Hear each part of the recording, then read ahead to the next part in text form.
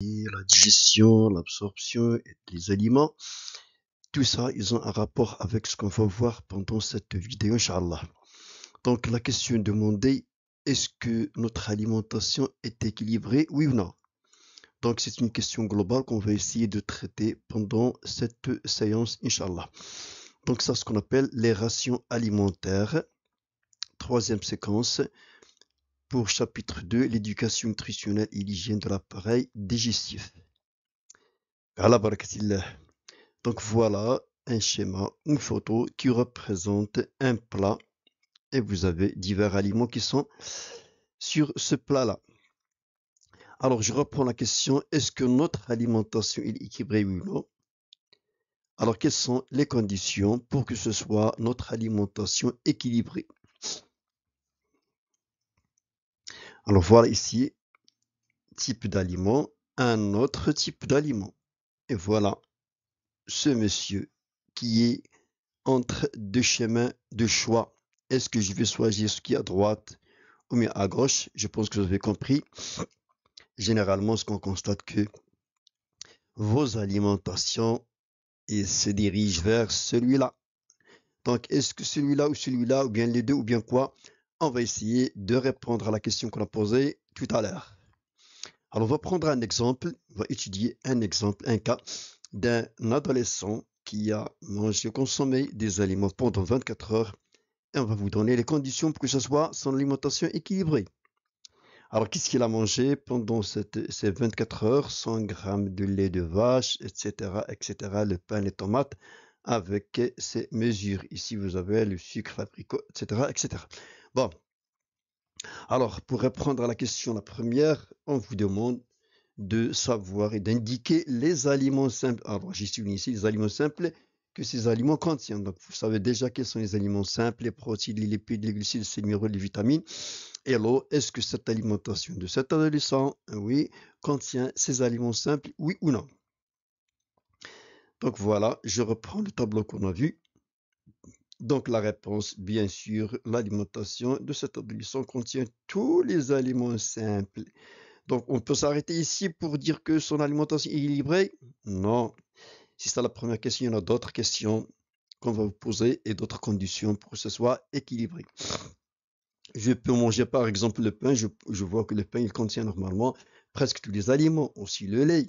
Mais est-ce que mon alimentation elle est équilibrée ou non? On va voir passer pour voir les questions suivantes.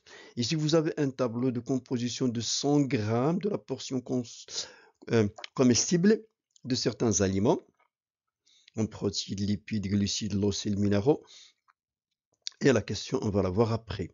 Donc, on vous demande d'utiliser le tableau qu'on vient de voir de composition des aliments pour calculer la quantité de quoi? Des glucides, des lipides, des protéines, du calcium, du phosphore que ces aliments fournissent à cet adolescent. Donc voilà, je vais prendre un exemple, on ne va pas calculer tout, mais je vous donne la manière, la méthode de calculer et de savoir la quantité de protéines, de lipides dans l'alimentation d'une personne. Je vais prendre comme exemple 100 grammes de pommes de terre. Alors je vais prendre les compositions de 100 grammes de pommes de terre. On vous dit que 100 grammes de pommes de terre contiennent 2 grammes de protéines, 0,1 g de lipides et 20 grammes de glucides. Donc, je vais savoir 150 grammes combien il contient. Bien sûr, il va contenir plus que ça. Donc, on utilise ce qu'on appelle la règle de 3. Voilà. Donc, pour les protéines, qu'est-ce que je vais faire? Pour 100 grammes, il y a 2 grammes. Donc, 150, c'est X. Donc, X est égal à cette valeur-là, multiplié par celle-là, divisé par celle-là. C'est la règle de 3. Je vais obtenir 3. Pour les lipides aussi, même manière de répondre. Alors, pour 100 grammes, il y a 0,1. Pour 150, toujours x, donc x est égal à cette valeur multipliée par celle-là et divisé par 100. Aussi, pour les glucides, la même méthode pour savoir la quantité des glucides. Alors, on va faire tout ça pour tous les aliments. On peut dresser un tableau comme ça. Et à la fin de compte, on va essayer d'additionner tout ça pour savoir la quantité des protéines contenues dans l'alimentation de cet adolescent, ainsi que des lipides et des glucides, du calcium et du phosphore, indiqués dans la question. Donc la somme ici, c'est 102,6, voilà, 83,7, 463,6 grammes, bien sûr, ça c'est pour milligrammes ici, pour le calcium et pour le phosphore. j'ai ajouté aussi pour le faire, c'est un signe numéro, c'est pas de monter dans les questions. Bon, alors maintenant, deuxième question était demandée, on a dressé dans ce tableau. Donc la quantité totale des glucides contenus dans l'alimentation de cet adolescent est de 463,6. La quantité de protéines est 102,06, la quantité de lipides est 83,7, le calcium 844,9 mg, la quantité de phosphore 1409, 1409 mg. Donc la troisième question, on vous demande de calculer l'énergie libérée par ces aliments, sachant que donc l'énergie, nos aliments, ils nous fournissent de l'énergie. Donc il y a une règle à suivre pour savoir la quantité d'énergie contenue dans tel ou tel aliment de la manière suivante. Donc on vous dit que 1 gramme de glucides fournit 4 kilocalories, ça c'est la quantité, une unité de mesure pour l'énergie, et environ 17 kilojoules. 1 gramme de lipides, il nous fournit 9 kilocalories ou bien 38 kilojoules, et 1 gramme de protéines nous fournit 4 kilocalories, environ 17 kilojoules. Donc on utilise le kilocalorie ou bien le kilojoule pour savoir l'énergie. Alors, l'énergie libérée, comment va-t-on faire pour le calculer? Ce sont questions de calcul. Et pas plus pour moi. Alors, la somme des protéines multipliée par 17, plus la somme des lipides fois 38, parce que 1 gramme de lipides fournit 38, et la somme des glucides multipliée par 17. Après, on va faire l'addition de tout. Donc voilà, plus voilà. Là est égal, et enfin, on va additionner toutes les valeurs contenues et on obtient 12 796,82 kilojoules. Passons à la question suivante. Alors, pour que l'alimentation soit équilibrée, elle doit accomplir les conditions suivantes. Donc, on vient de vous demander de savoir est-ce que l'alimentation contient tous les aliments simples, bien sûr.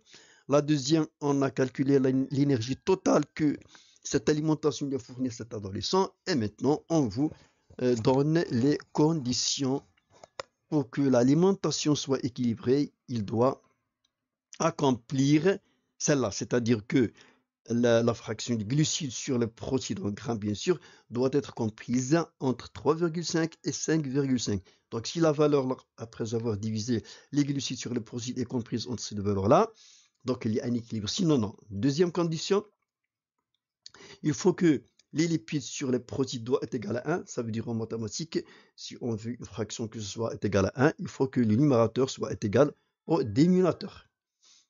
Troisième, il faut que le calcium sur le phosphore doit être compris.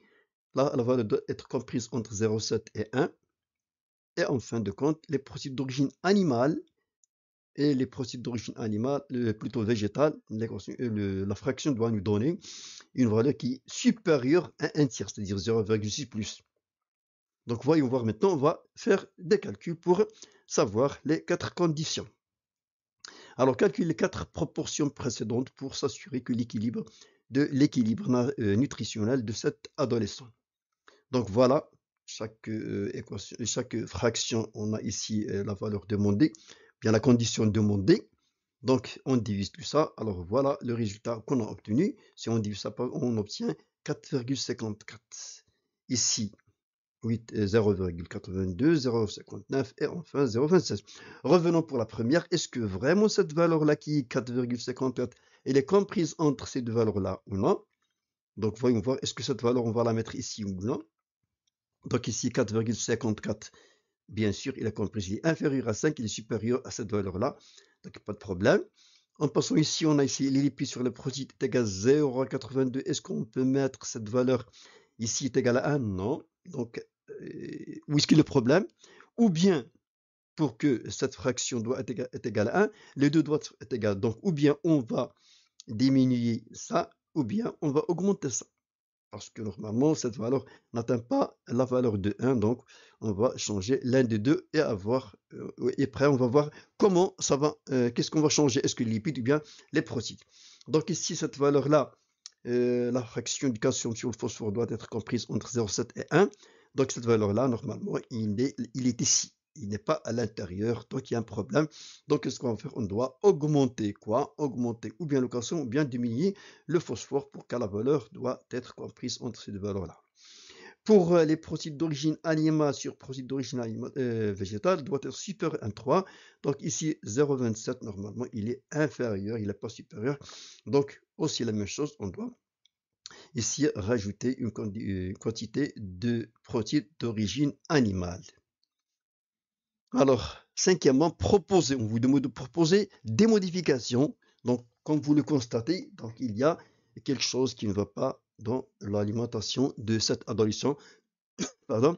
Alors, on vous demande de proposer des modifications dans les aliments consommés par l'adolescent pour répondre aux 4 conditions qu'on a vues précédentes, sachant qu'il a besoin quotidiennement, chaque jour, d'environ 447 grammes de glucides, il a besoin de 95 grammes de lipides, il a besoin de 81 grammes de protéines. Alors, avec ces modifications, vous avez terminé ou bien déterminé les besoins nutritionnels quotidiens de l'adolescent en ce qu'on appelle la ration alimentaire. Donc, c'est la quantité des aliments consommés. Bon, il doit être équilibré, donc on va voir. Donc, voilà une autre condition donnée pour que ce soit équilibré. Voyons voir. Donc, ses besoins. Voilà ce qu'il a consommé. On va faire la comparaison entre les deux. Donc, ce qu'il a besoin de 447 grammes de glucides, comme il a consommé 463. Donc, il y a une différence. Donc, il y a vraiment, qu'est-ce qu'il a consommé plus que ce qu'on lui a demandé de consommer, plus les besoins. Ici, 95 des lipides, ici seulement 83. Alors, pour les protéines, normalement, il a besoin de 81, alors que ce qu'il a consommé sont 2. Mais est-ce que les protéines normales, puisqu'elles sont supérieures, et, comme on a dit tout à l'heure, il faut qu'il y ait des protéines d'origine normalement animale. Alors, voyons voir maintenant qu'est-ce qu'on peut faire.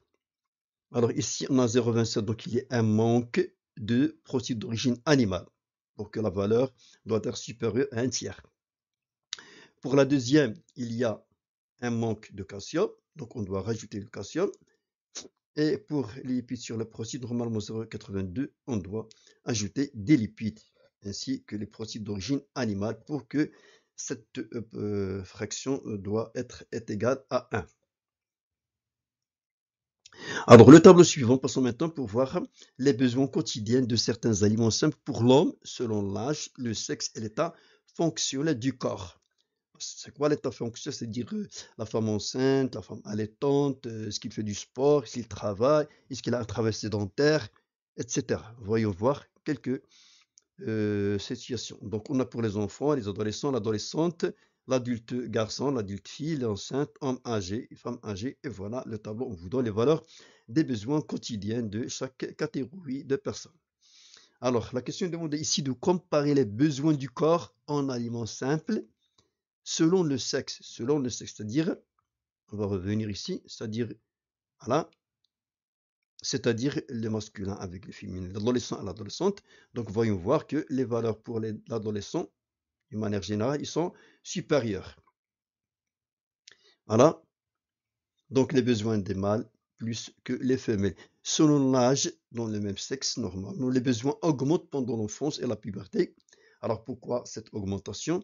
Bien sûr, le corps il est en train de grandir, donc il a besoin des aliments constructeurs pour qu'il puisse satisfaire ses besoins. Alors, l'état fonctionnel de la femme, on a dit que la femme normalement, ou bien une femme normale, ou bien il est enceinte, ou bien allaitante. S'il est allaitante, ou bien il est enceinte, il a besoin normalement plus d'aliments, surtout les aliments d'origine protéique, c'est-à-dire des aliments constructeurs. Donc, les besoins augmentent chez la femme enceinte et allaitante. Le corps, pendant la période de croissance, a besoin de protéines aliments constructeurs. La femme enceinte et allaitante ont besoin de protéines pour satisfaire les besoins du fœtus, bien sûr, lorsqu'il est enceinte, et du nourrisson lorsque la femme est allaitante. Alors, conclure alors la notion de ration alimentaire. Donc, maintenant, on vient de voir ce qu'on appelle la ration alimentaire, c'est-à-dire ce qu'on mange pendant 24 heures. Donc, la ration alimentaire est la quantité de nourriture dont le corps a besoin pour couvrir ses besoins pendant une journée, 24 heures entière. Elle doit être, comment elle doit être? Quantitativement suffisante, c'est-à-dire du point de vue quantitatif, c'est-à-dire la quantité nécessaire de l'énergie et la quantité nécessaire des protéines, des lipides et des glucides. Et qualitativement, c'est-à-dire équilibré. De point de vue, c'est-à-dire varié. Il contient des protéines d'origine animale, d'origine végétale, des sels minéraux, des vitamines et tout ça. Donc la ration alimentaire change selon le sexe, l'âge et la nature du travail. Merci de votre attention, j'espère que vous avez compris un petit peu. Alors, je vais vous laisser avec citation de David Laroche. Alors, qu'est-ce qu'il a dit? Je ne sais pas ce qui est possible ou non. Alors, je décide d'agir comme tout est possible. Et après, on va voir. Donc, ça vous incite à travailler. Ne dites pas que je ne peux pas faire ça, c'est impossible. Donc, essayez de le faire au moins. Bon courage et à la prochaine fois, Inch'Allah.